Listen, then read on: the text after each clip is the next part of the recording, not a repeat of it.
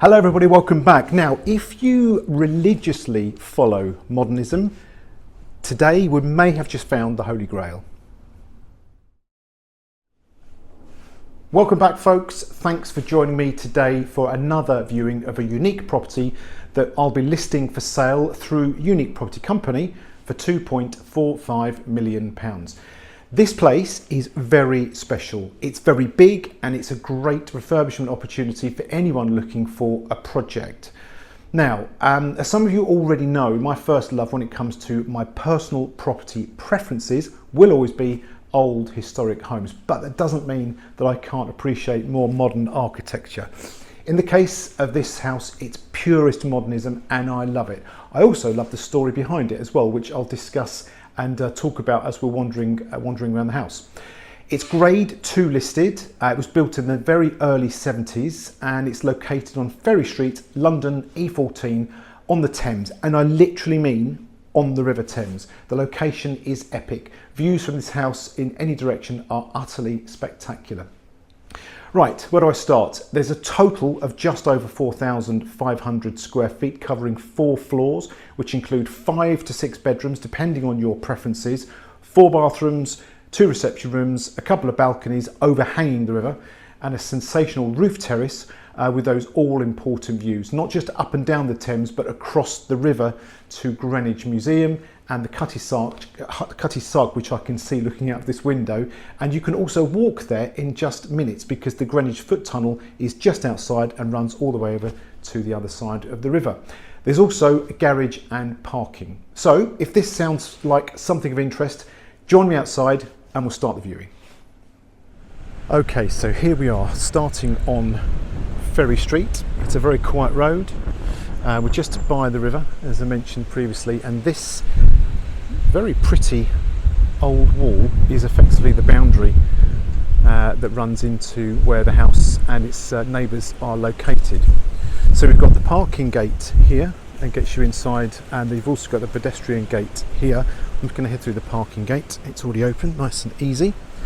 And then once you're a couple of steps inside, it just turns into the most tranquil oasis. You wouldn't realise, you certainly wouldn't know you're in London, that's for sure. So this is the parking, and also the middle garage there is the one that comes with the house, and it shares its entrance with a couple of these really pretty, I think, Victorian houses. They look like old elms houses, but a couple of houses to the left. I have picked well, I didn't do it on purpose, but welcome to London in November. It is blowing a gale, so apologies again if the wind noise is a bit intrusive. Now, this is where the story, I think, is nice and interesting. There's 4 houses here, and they consist of this one here, that one there, and that one there. So it's 4 in total. I believe the couple, the house is a probate, but the couple who designed and built them in the early 70s one was an architect, and this was, I think, their design. And when the houses were being developed, the middle 2 properties, both sales fell through at the same time when they were being purchased off plan. So the family who still own this one also decided to rebuild or build next door and incorporate it within their house, which is why now this is such an enormous property at 4,500 square feet. On the ground floor there's a 1-bedroom flat. Now if you wanted to buy the whole thing, so the house and the flat, the whole thing could come in at £3 million, or just the house on its own for 2.45 million. But here we are, and some lovely angles and lines up there. These rooftop windows that stick out at the top there. Right, I'm going to head inside because I think it's going to rain. I'm going to head through that door and head into the hallway. Okay, let's close that quietly. And actually, this is a really nice front door. I like the styling on that. Very mid-century. Anyway, okay, hallway. There's nice touches. There's a nod to William Morris, one of the previous, or the late owner's favourite interior design periods. Terrazzo floor everywhere on this level as you walk in. We've got a loo, well, it's a utility room with a guest loo and sink in there. And this room, which I believe obviously was adapted for the owners at the later, the later stages of the living here, has been used as an office in the past, but as you can see, it is now a bedroom. It was used as a bedroom. It's a big room as well, actually, and that also included an ensuite here with a double width shower cubicle, and terrazzo floor in here as well. And through these very big sliding glass doors onto the covered balcony. I'm not sure when that balcony was covered over, but it's a UPVC window arrangement now. And so when I said we were on the Thames, I was talking about it's there. It literally is there, and the tide's going down actually at the moment. So yes, that's your view. I mean, from the ground floor, it gets better as you go up, and we'll see upstairs shortly. Now, just down here, I'm going to take it very carefully. This spiral staircase just leads to a storage area, a storage room, I should say, like a little basement area, and it is just storage. You're obviously going to keep stuff down here that you're not too worried about being attacked by the elements, but handy, practical nonetheless. And I'm reliably informed, just out here, just by that barbed wire, there's a little metal ladder, and the lady who lived here, one of her favourite pastimes was climbing out the window before this UPVC setup was installed, and climbing down and going for a swim in the Thames just as the tide was turning. Apparently that's the best time, just as it's switching from high to low or low to high. I mean, brave lady. I don't think I'd do it. I certainly wouldn't recommend anyone do it, but I love that story. Okay, stairs. This wooden staircase, all very bespoke joinery everywhere. Now, first floor. Now this entrance here is effectively, well, this door is into the main reception room. It is huge. It's got to be 40 foot long. And again, this would have been what was the neighbouring house before they bought the two of them and knocked them into one. But again, spectacular Thames views. Always active, this river. And I have to say, when I first arrived, I was just basically making some notes. I sat on that chair and I lost half an hour just by staring out the window. It's an ever-changing picture. There's something so magical about sitting outside when the weather. If I can get this door open, no, I can't. I'll try this one. So there we go. Something magical about sitting by the river. That's heading down towards central London. And then on that bend, that just takes you down to Canary Wharf. You can see Greenwich in all its glory. Cutty Sark there. You can see where the foot tunnel comes out with that glass dome above the building where the foot tunnel exits into Greenwich, and there's obviously the museum and the Trafalgar Tavern. That's a great pub. Okay, let's head back inside. But again, you see the scale of this room. It's certainly not short on square footage. Wooden floors in here, but again, I guess someone's going to want to put their own mark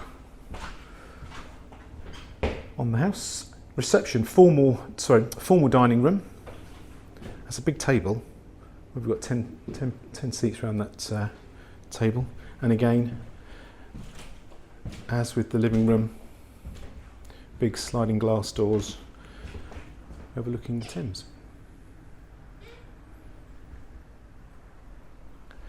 And across the hallway, a very nice size kitchen. I mean, it's all in good order. It all works. It's a nice size, but yeah, I think it's fair to say that someone is going to come in and they're going to pull it out and start again. But there's some nice little original details in here, which I still think look good today. But this is it's a good sized room, and I like the fact, I mean, it's not open plan completely, but you do feel you're connected with the dining space from here. Okay, let's head up the stairs to the second floor, just here, making a bit of use of space. That's a little office desk setup added in, and more bedrooms on this floor. So they're all huge bedrooms. I mean, this is I mean, all these bedrooms are such good sized doubles. A room with a view.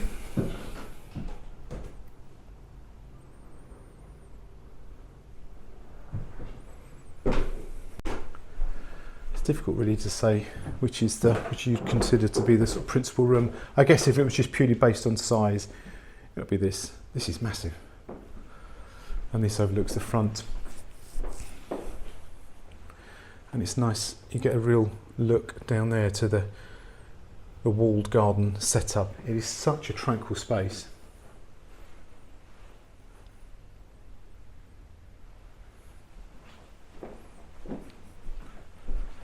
And floorboards in the hallway here, they look like pine.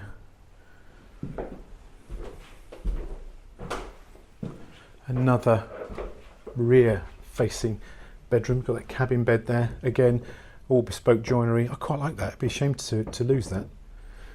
And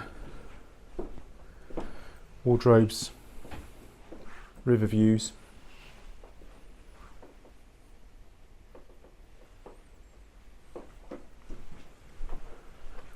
and another bedroom on this floor. This is a bit psychedelic, this room. This is, I won't want to lay near if I've got a headache, but it's an interesting decor. But again, another really good sized bedroom. This room faces to the front. Actually, you can just make out, hopefully, over there, the top of the skyscrapers around Canary Wharf. But yeah, what do you think of this room? Makes my eyes go funny. Okay, now this floor has a shower room and a bathroom. So, original blue suite. That is retro chic right there. All the original tiles. I really like it. Cork floor. And then a shower room. Same styling. Original shower cubicle. And then basin, and same flooring as next door. There's also a decent amount of storage here. This is what you call an airing cupboard. Oh, the bulb's gone. Right, that is a very big airing cupboard. I hope you can make that out. And then last but not least on the tour, actually, I'm going to go this way. One final set of stairs up to the, well, for me, I guess this really is like the cherry on the cake. This is a suite really on its own. This is absolutely huge, and as much of that mid-century modernist styling still intact, all in good order. Look at the ceiling heights in here. That's got to be up to about 20 feet up to the apex there. So I mean, it's just a huge suite, master suite really, if you wanted. Could be another reception space. I mean, we've classed this just as one bedroom basically, but there was a bed there. There's more storage up there, and you've also got that ceiling height into the void, up into the vaulted ceilings. A whole row of original 1970s. I really like these. Solid as anything. Built-in wardrobes, dressing area, and the classic avocado suite, and it is in really good condition. Really good condition. Everyone needs a bidet. Toilets sadly no longer with us, but the bath, the basin and the bidet are, as well as the original tiles. And this room obviously benefits from this terrace, which is sensational. I have actually had the advantage or the benefit of being here on a nice day, a sunny day, where I can confirm it's a very nice place to be. But this terrace is huge.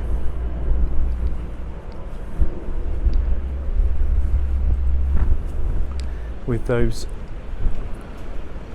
there we are, there's the City of London over there. So it goes, we're right on the apex of the bend here with the river.